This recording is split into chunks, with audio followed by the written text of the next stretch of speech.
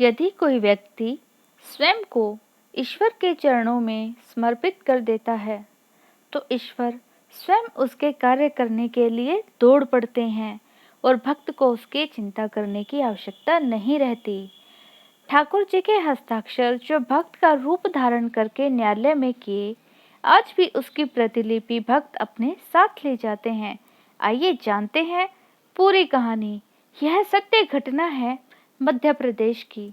मध्य प्रदेश में आगर मालवा नाम का जिला है।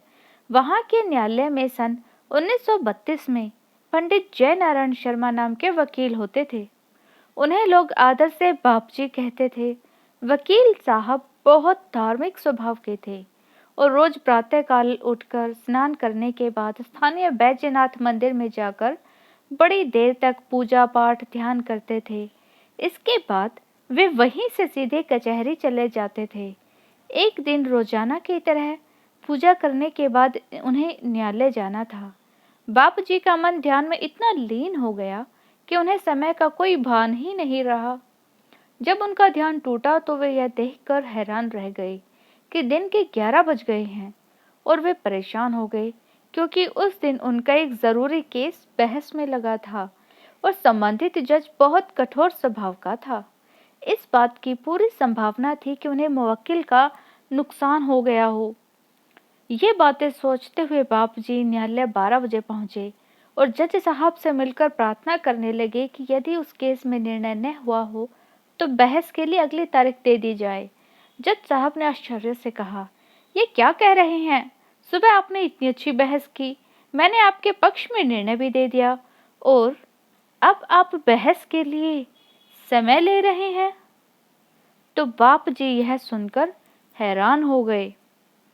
बाप जी ने कहा, पर मैं तो था ही नहीं। तब जज साहब ने फाइल मंगवाकर उन्हें दिखाई।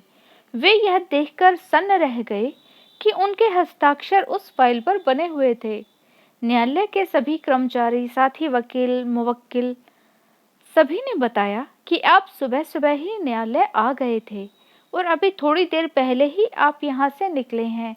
बाप जी समझ गए कि आज उनका रूप धर के कौन आया था। वो समझ गए कि टेढ़ी टांग वाला उनका काम कर गया है।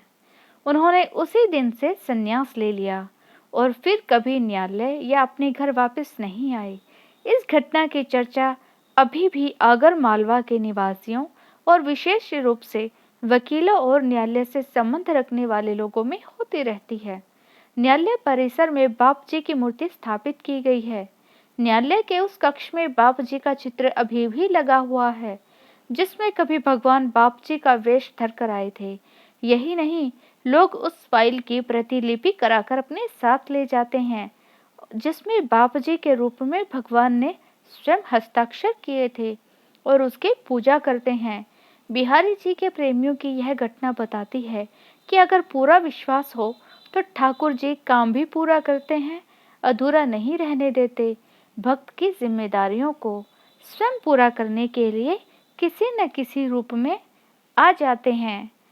बोलो राधे राधे, बोलो बाके बिहारी की जय।